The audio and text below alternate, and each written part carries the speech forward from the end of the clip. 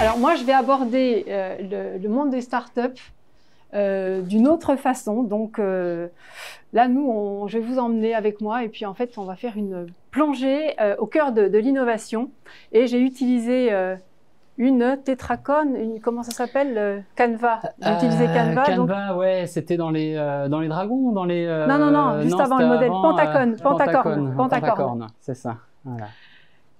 Donc voilà, donc là, cette fois, on va aborder la partie immergée du monde des startups. Alors déjà, quelques mots sur moi me concernant. Donc, comme le petit pousset qui sème des petits galets, des petits cailloux sur son passage pour retrouver son parcours, en fait, chacun d'entre nous, on a un parcours professionnel qui est semé de petits galets. Alors souvent, c'est uniforme et bien souvent, c'est pas uniforme du tout. Mais en fait, il y a toujours un fil rouge. Et on va voir pourquoi. Et ce fil rouge, alors moi, j'ai eu une première vie dans l'hôtellerie, la restauration. J'ai pas mal bougé, voilà, de par le monde. Et puis, il y a une quinzaine d'années, je me suis dit, allez, je me pose et je vais me réorienter professionnellement. Je peux enlever la petite flèche, là, Fabrice, s'il te plaît? Ouais, vous allez voir pourquoi je suis sensible à ça. Ouais. Donc aujourd'hui, mon monde à moi, c'est le monde de la formation, du conseil en entreprise, notamment dans les domaines du management, de la communication, du branding, personal branding, etc. Donc ça, c'est quelque chose qui est aujourd'hui extrêmement important pour moi. C'est pour ça que moi, je vais aborder le monde des startups, mais sous l'angle de l'humain. C'est parce que c'est mon domaine de prédilection.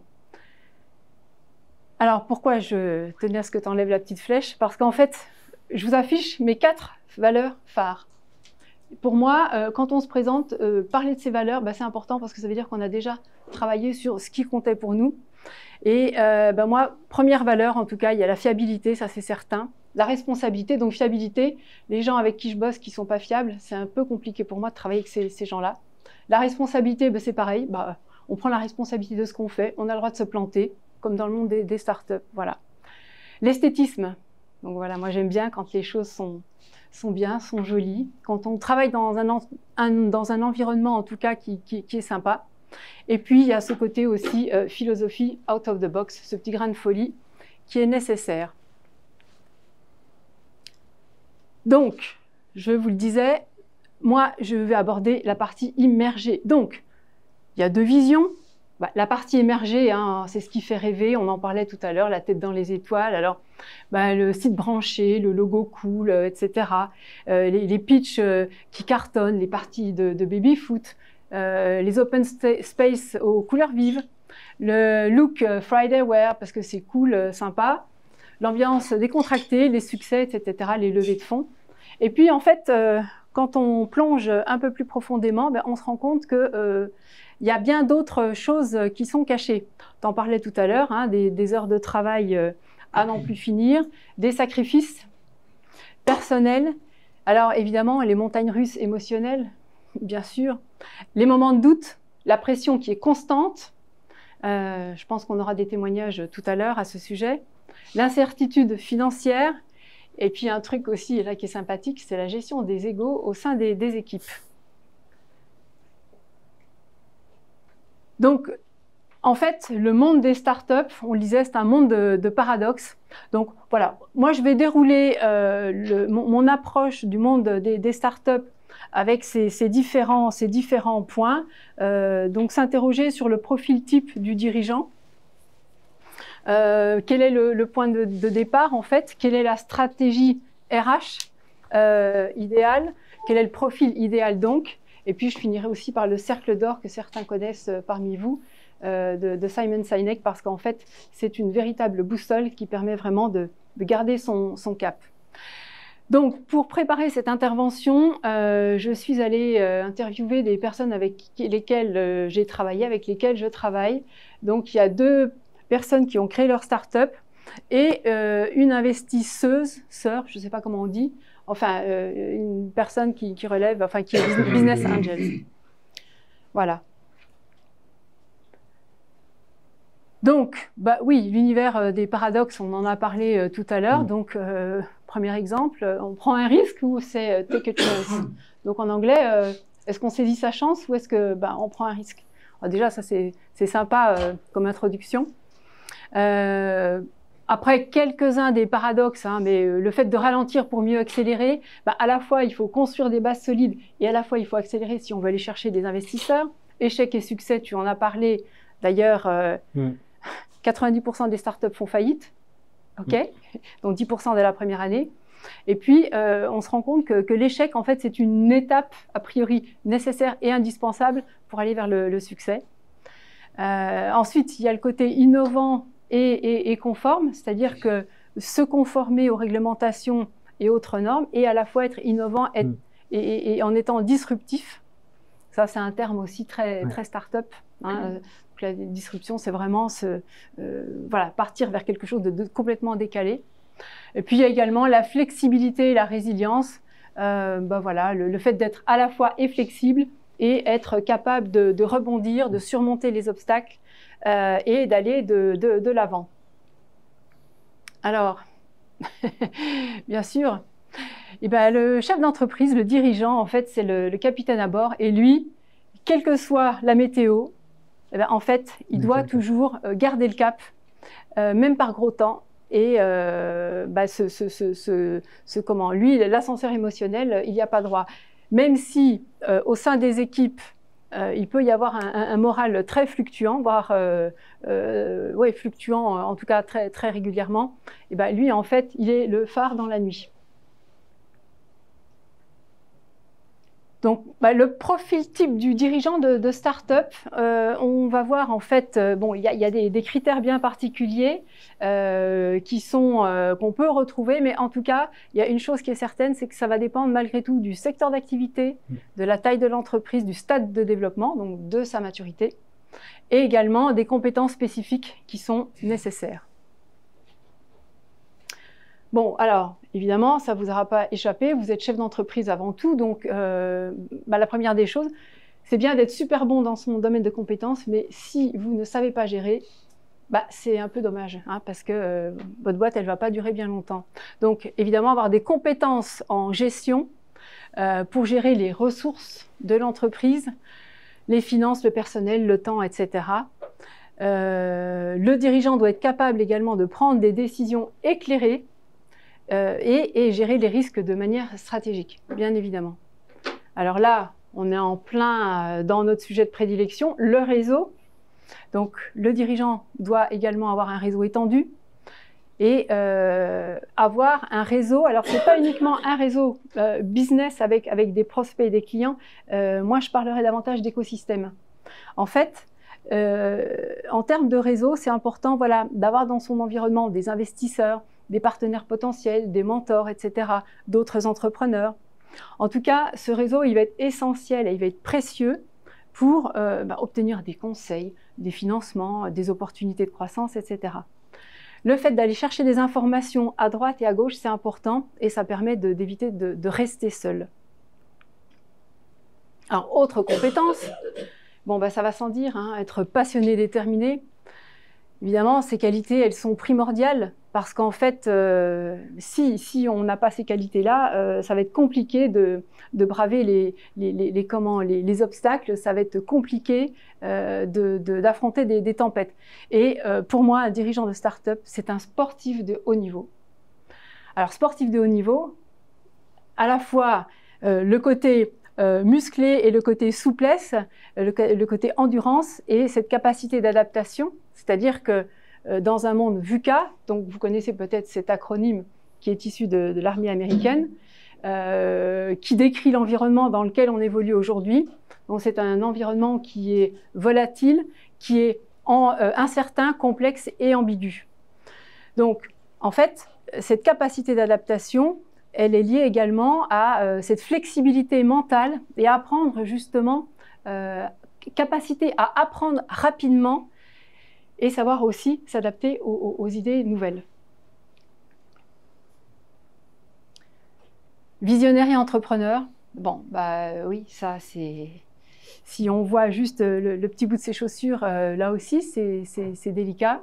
En tout cas, avoir une vision claire de ce qu'il souhaite accomplir. Être prêt à prendre des risques, bon, ça, on l'a dit à plusieurs reprises. Avoir un esprit entrepreneurial, être capable de penser de manière créative, innovante et repousser ses limites pour atteindre ses objectifs. Alors, une autre dimension humaine qui est importante, cette dimension de leader ou de leadership. On en parle de plus en plus fréquemment. Voilà, on va en parler tout à l'heure, la différence entre un manager, un leader, etc. Ce qui va être important, c'est d'embarquer les équipes avec soi, de motiver les gens, même quand on se retrouve dans des situations délicates et sensibles. Évidemment, un leader doit être inspirant, il doit montrer l'exemple et il doit être capable de prendre des décisions qui sont difficiles et il doit guider son équipe vers la réussite. Et puis enfin, dernière caractéristique, c'est la résilience. Bon, alors c'est un mot qui a été inventé ou en tout cas vulgarisé par le psychiatre Boris Cyrulnik, pardon. Donc, il doit être capable de faire face à l'adversité, avec succès évidemment, dans un contexte particulièrement stressant. Et donc, première étape, faire face donc, à ces difficultés, et deuxième étape, être capable de rebondir après les obstacles, les revers, et malgré l'adversité. Alors, 3 petits points. Mais alors, qu'est-ce qui fait la différence? Mystère. Donc, les atouts, selon moi, et de ce que j'ai pu obtenir comme témoignage, premier point, alors là, c'est un peu valable pour un chef d'entreprise classique, hein, vraiment cultiver un environnement personnel positif et porteur.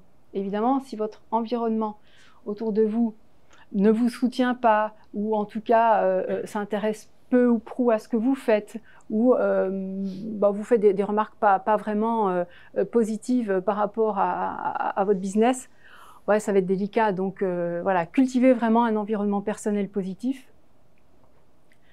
Alors, c'est là aussi, on va un peu plus loin, on plonge un peu plus loin, développer une excellente connaissance de soi. Souvent, ça c'est quelque chose, je me rends compte que les gens, les dirigeants ne se connaissent pas. Et vous allez voir que ça a une incidence parce que quand on manage des équipes, si on ne connaît pas à minima comment soi-même on fonctionne, comment peut-on manager d'autres personnes? Comment est-ce qu'on peut comprendre d'autres personnes dans son équipe, notamment la génération Z dont on parle depuis quelque temps au sein du cercle des impulseurs. Donc, bien se connaître, ça permet d'être à l'affût des signaux faibles. Alors, nous concernant, mais concernant par exemple ses équipes également. Voilà, quand on repère que quelqu'un de son équipe, est pas forcément, a pas la même attitude que d'habitude, bon, ça permet aussi de poser des questions, s'intéresser à la personne, et peut-être d'anticiper et d'aller au-devant de surprises pas très sympas.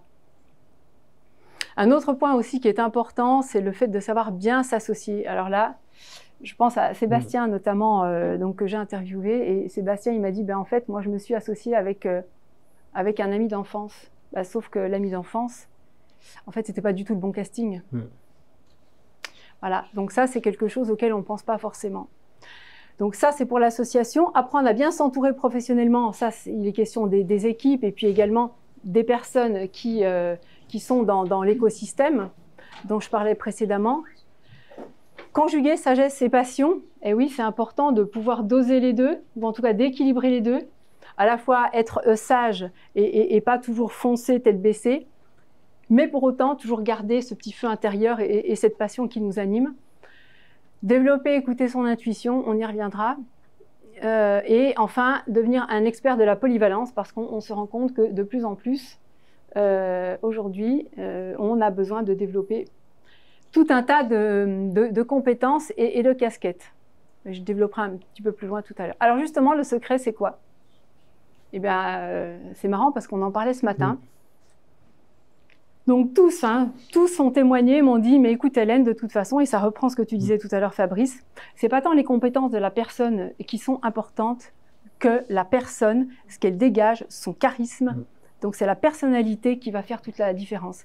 Et ce fameux Sébastien dont je vous parlais tout à l'heure, il me dit, ben, en fait, moi, mon projet, j'ai des investisseurs qui m'ont suivi. Pourquoi? Parce qu'en fait, ils voulaient me voir moi. Ils voulaient voir ce que j'avais dans le ventre et comment je présentais mon projet. Le projet en soi, c'était une chose, mais le projet en soi, voilà, c'était le projet, mais sans vie, sans vie. Et donc là, vraiment, alors j'ai été stupéfaite par ça, mais moi, ça me va bien parce que moi, c'est mon terrain de jeu, tout ça. Alors justement, ben voilà, on en vient au personal branding du dirigeant. Et justement, ce matin, nous parlions de Jeff Bezos, me semble-t-il.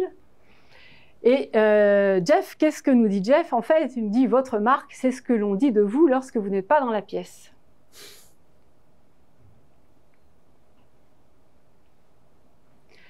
Pour vous expliquer ce qu'est le personal branding, donc personal branding en anglais, c'est le processus qui permet de faire éclore ou de faire émerger sa marque personnelle. Personal, donc personne, et brand, c'est la marque, mais personal branding, c'est le processus qui permet justement de faire émerger cette marque personnelle. Donc je vais utiliser la métaphore du parfum. Voilà, parce que j'ai trouvé que c'était fun, et puis que je suis une fille, et puis que voilà, j'aime bien. Alors j'avais même prévu de vaporiser dans la salle du parfum, mais je me suis dit, bon, je vais peut-être pas aller jusque-là quand même. Hein, vous vous rappelez, j'ai un côté un peu, voilà, philosophie out of the box. Donc imaginez que vous êtes ce parfum précieux, unique, et en fait cette fragrance qui incarne qui vous êtes et ce que vous représentez. Le début de l'histoire. Donc, tout comme ce parfum, qui est, vous l'êtes d'accord, hein, le fruit d'une alchimie secrète. Donc en fait, votre marque, elle se compose de différentes choses. Entre autres, ces éléments sont votre personnalité, vos compétences, vos expériences, votre histoire. Alors ça, j'y reviendrai, c'est extrêmement important, votre histoire. Rappelez-vous le petit pousset là, qui sème ces petits cailloux. Vos valeurs. Pourquoi je vous ai présenté mes valeurs tout à l'heure aussi. Donc une fois assemblées, en fait, quand vous mixez tout ça, c'est ça qui va donner votre marque personnelle. C'est vraiment ça, la base de votre marque personnelle. Donc, comme un parfum, on va commencer par la note de tête. Donc, c'est la première impression que vous donnez. C'est ce que les gens vont percevoir de vous, mais là aussi, c'est intuitif. C'est-à-dire que c'est pas rationnel, c'est pas réfléchi. C'est, vous savez, l'expression de dire « Ah bah tiens, ouais, ah bah tiens, je le sens bien celui-là » ou « Je le sens pas du tout ». « Ah bah non, mais celle-là, je la sens pas du tout ». Bon, voilà. Donc, ça peut être quoi? Ça peut être votre apparence, votre manière de parler, le message d'accueil enregistré sur votre boîte vocale, votre présence en ligne. En fait, tout parle de vous. Donc ça, c'est la note de tête. Ensuite vient la note de cœur. Et là, attention, parce que c'est là que vous allez marquer des points. C'est lorsque la fragrance se développe. Plus les gens vous découvrent, plus votre marque personnelle va se préciser.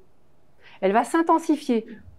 Et en fait, plus vos compétences, vos passions, votre authenticité, alors s'il y a une chose que vous devez retenir, enfin si toutefois vous souhaitez retenir quelque chose, dans le mot authenticité, c'est super important.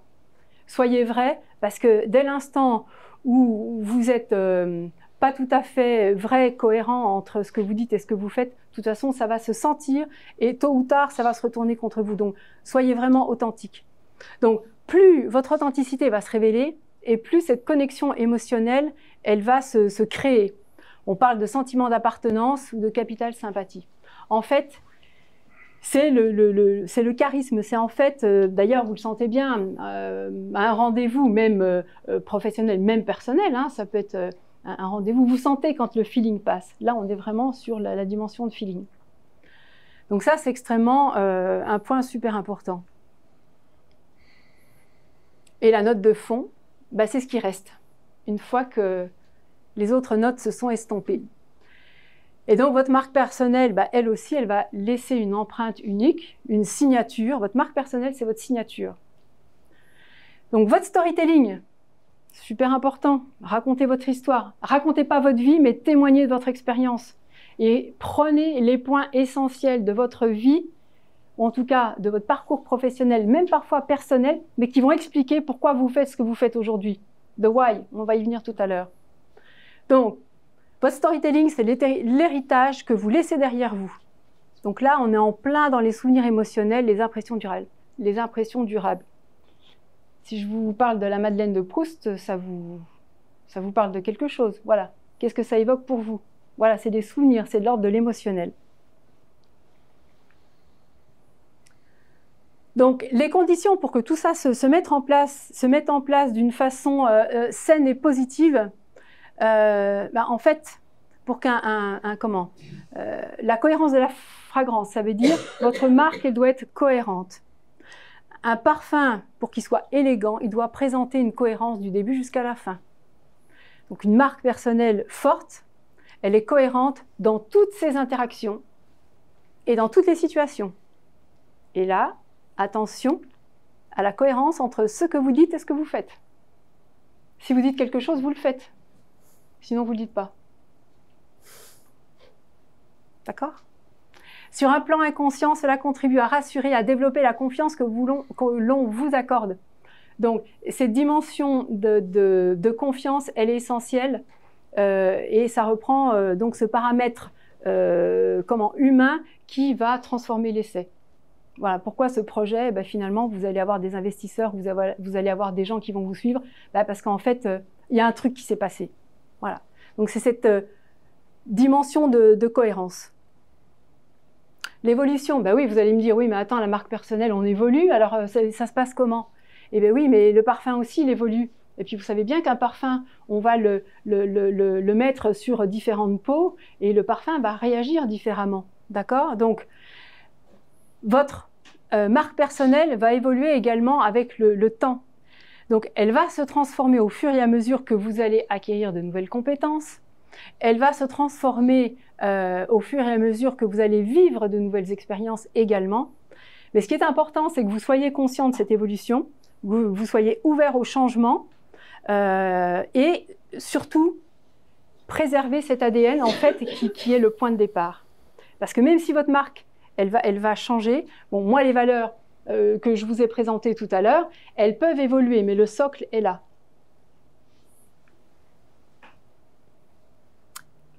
Et l'impression durable, oui, le parfum marquera une empreinte olfactive inoubliable, voilà, pour tous les gens qui se trouvent dans le sillage de ce parfum. Donc, la marque personnelle, elle va créer une émotion. Hein, je pense que là, maintenant, vous l'avez compris. Elle va créer un souvenir particulier chez toutes les personnes avec qui vous allez interagir, avec toutes les personnes que vous allez rencontrer. Cela peut concerner, influencer donc des opportunités professionnelles, des relations personnelles, voire même l'impact que vous avez sur le monde. En résumé, votre marque personnelle, qu'est-ce que c'est? C'est votre ADN, votre charisme, la manière dont vous vous présentez, la façon dont les autres vous perçoivent, parce que ce n'est pas forcément la même chose, et le souvenir qu'ils vont conserver de vous. Donc, tout comme un parfum signature qui va laisser donc dans son sillage un voile, alors aux notes de patchouli ou bois de santal, j'ai noté ça parce que moi j'aime bien ça, une marque personnelle authentique et forte marque les esprits d'un souvenir indélébile et d'une empreinte émotionnelle, alors joyeuse et inspirante, c'est à souhaiter, hein, parce que si vous laissez un souvenir bof-bof, ça va pas, voilà, il faut changer quelque chose. Et donc là, je ne fais qu'un pas de la marque, du personal branding à la marque employeur. La marque employeur est au recrutement, ce que la marque personnelle est au leadership. La marque employeur, c'est quoi son objectif? C'est d'attirer les candidats, fidéliser les collaborateurs, on en a parlé ce matin. Petite précision, vos clients, ce sont vos clients extérieurs et vos salariés, ce sont vos clients intérieurs. Voilà, ça c'est important aussi d'avoir ça en tête. Et la marque personnelle, en fait, elle crée une relation de confiance pour inspirer, fédérer autour de soi. Et le soin, un soin tout particulier est à apporter à la dimension humaine et à la qualité de la relation. Les 4 objectifs majeurs de la marque employeur, qu'est-ce que c'est? Afficher et incarner les valeurs de son entreprise. J'y reviens, hein, j'en remets une couche avec l'histoire des valeurs, mais c'est important. Parce que les gens que vous allez embaucher, c'est important qu'ils sachent où ils mettent les pieds. Optimiser le recrutement de ses salariés et fidéliser les collaborateurs, ben oui, là encore, on en parlait ce matin. Favoriser une culture d'entreprise positive et augmenter l'engagement des salariés, ben ouais, c'est un travail d'équipe. Gagner en crédibilité, renforcer la réputation de son entreprise. Alors, petit distinguo entre la réputation et la notoriété, là, ici. La réputation, donc, elle est bonne ou mauvaise, d'accord? Donc, c'est plutôt la qualité, là, qui est mentionnée. La notoriété, c'est le fait d'être connu ou pas. Bon, objectivement, c'est bien d'avoir une super bonne réputation et d'avoir une super notoriété aussi, hein, évidemment. Et le point de départ, eh bien oui, c'est vous. C'est vous. Et le chef d'entreprise qui remplit bien souvent plusieurs fonctions, hein, on en parlait tout à l'heure, au-delà de son expertise première, il doit développer d'autres compétences financières, commerciales, RH, etc. etc. Mais il se trouve que dans ce monde VUCA dans lequel nous sommes, eh bien, ce dirigeant doit aussi être un excellent communicant, un fin psychologue, un coach attentif au bien-être de ses équipes, etc. etc. Ben oui, sinon ça serait pas marrant. Et le point de départ, donc c'est vous et toujours vous. Et donc ce chef d'entreprise que vous représentez, que vous êtes, c'est vous qui incarnez la marque employeur. Alors là, je parle plutôt des structures TPE, PME, etc. dans les grands groupes. Évidemment, ça se passe autrement, mais dites-vous que c'est vous qui êtes sous les feux de la rampe et c'est vous qui êtes en première ligne. Donc, vous incarnez la marque employeur par votre exemplarité et par toutes les occasions que vous avez de prendre la parole, en interne et en externe. Mon petit clin d'œil, voilà, sur la marque employeur. Allez voir du côté de chez WeFormation, on a des choses à vous proposer. Donc, évidemment, quand on parle de marque employeur, on parle de stratégie RH. Donc, là aussi, c'est important de faire un point, un état des lieux exhaustif sur les compétences en présence. En termes de hard skills, donc de compétences techniques, qu'est-ce que vous avez à disposition? En termes de soft skills, compétences émotionnelles, relationnelles et humaines, qu'est-ce que vous avez à disposition? Et les math skills aussi, ça c'est sympa. Math skills, c'est par exemple, vous avez été sportif de haut niveau, ou en tout cas vous avez fait beaucoup de sport étant plus jeune, vous avez développé certaines compétences. Eh bien, ces compétences, vous pouvez les transposer au sein de votre entreprise. Vous avez travaillé dans l'univers culturel, vous avez organisé des festivals, vous avez monté des projets. Bon, là aussi, vous avez développé tout un tas de compétences que vous pouvez mettre à profit au sein de l'entreprise. Donc, identifier ses besoins avec objectivité, je le disais, hein, il ne s'agit pas de se voiler la face. Et parfois, la réalité, elle est un petit peu crue, mais ça fait partie du jeu. Se méfier de ses croyances limitantes. Alors là aussi, j'ai eu pas mal de témoignages là-dessus, hein.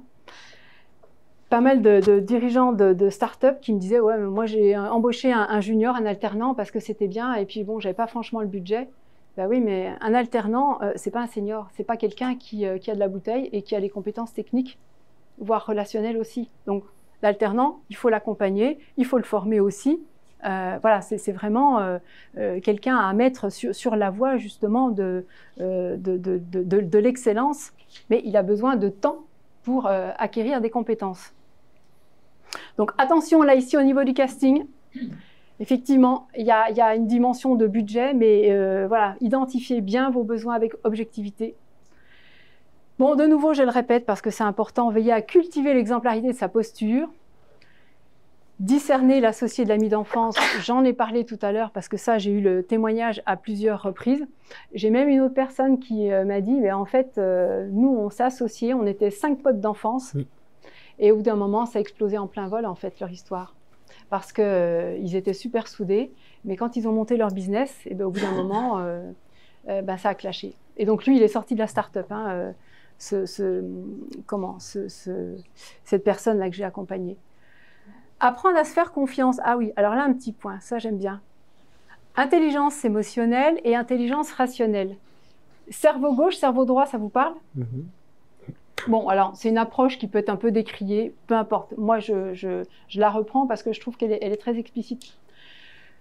Le cerveau gauche est réputé être le cerveau qui régit alors, toute la partie langage, etc. Mais c'est tout ce qui est rationnel, c'est ce qui est logique, voilà, c'est ce qui est réfléchi. En d'autres termes, si vous voulez, c'est le côté un peu adulte.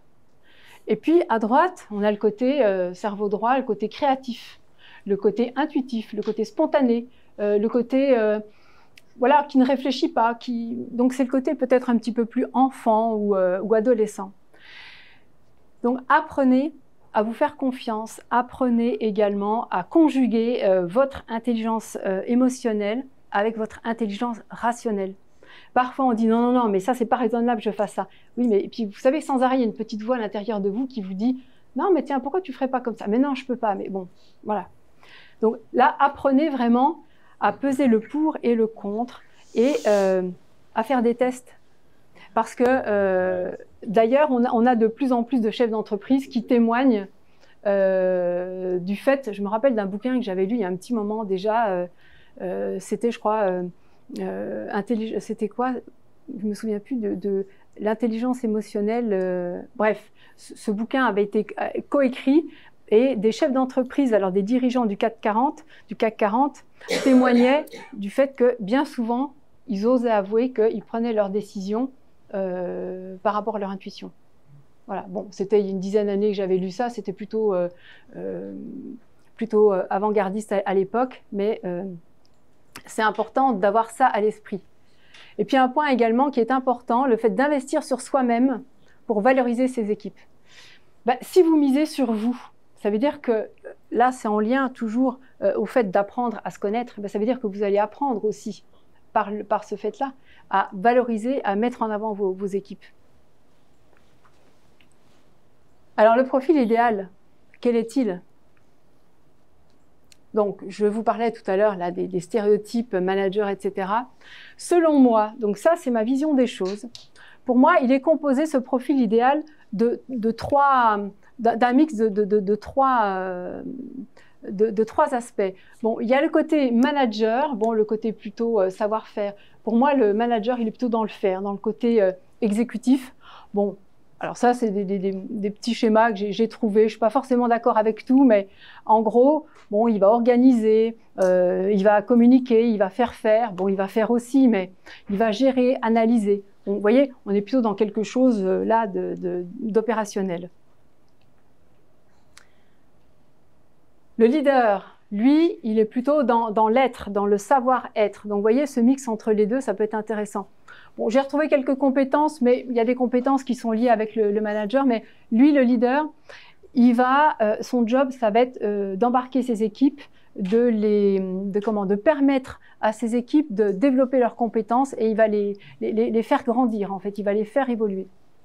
Évidemment, savoir communiquer au sein des équipes également, parce que c'est important de pouvoir, notamment quand il y a des conflits larvés ou ce genre de choses, apprendre à mettre les choses à plat. Bon, c'est quelque chose qui s'apprend. Et ça, pour moi, c'est typiquement une des compétences du leader, parce que c'est pas aussi simple que ça d'être au clair avec notre communication et notre façon d'être en relation avec nos collaborateurs.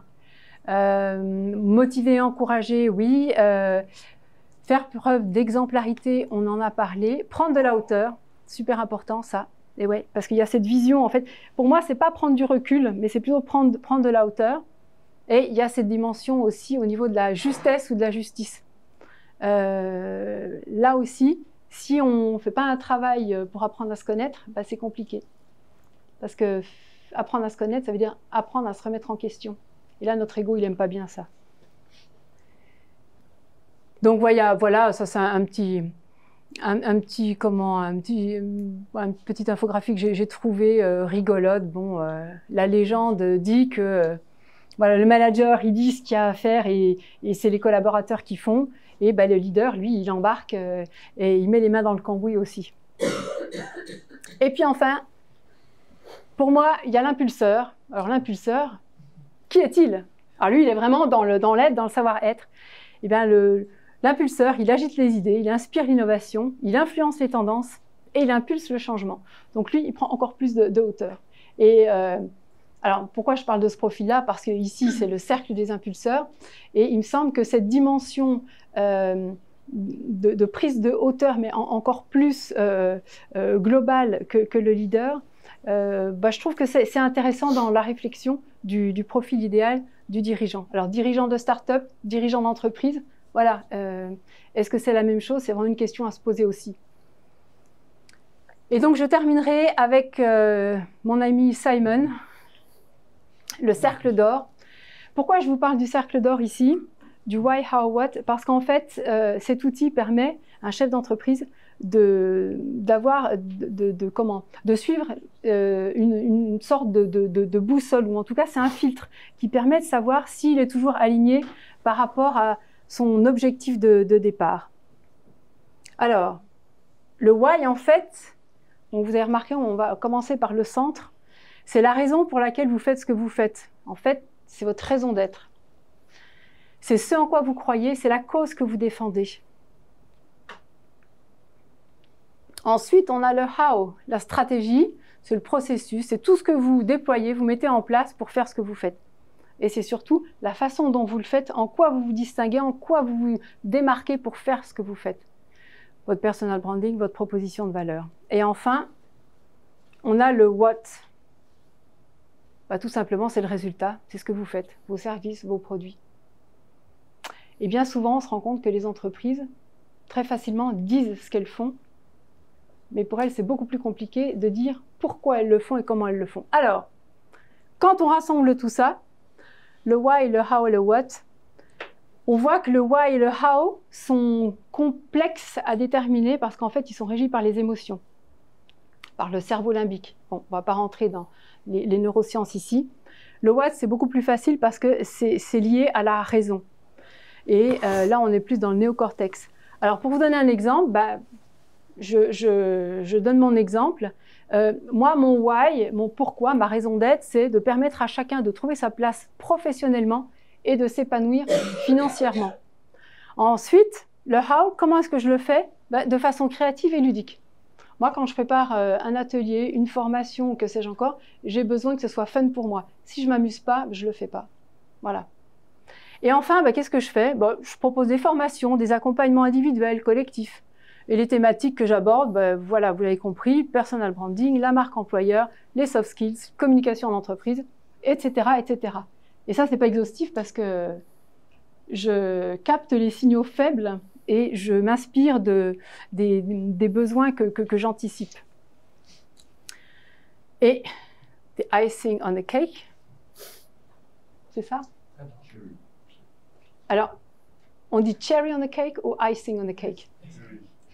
Merci. Icing on the cake. I checked it. Thank you. Bref, bon, la cerise sur le gâteau. Créer une start-up, donc c'est tout sauf un long fleuve tranquille, évidemment. Oui, à chaque virage, voilà, on a des surprises. Mais là où j'attire vraiment votre attention, c'est dès l'instant où on intègre cette dimension humaine dans notre stratégie, on peut vraiment naviguer avec succès, même dans des eaux troubles. Pour reprendre ma métaphore d'iceberg là tout à l'heure. Donc les bénéfices, évidemment, c'est d'avoir des équipes qui soient plus engagées, des produits qui soient plus produits ou services qui soient plus alignés avec les besoins du marché, et c'est surtout vous créez une super culture d'entreprise. Vous créez des histoires humaines inspirantes et captivantes. Thank you everybody.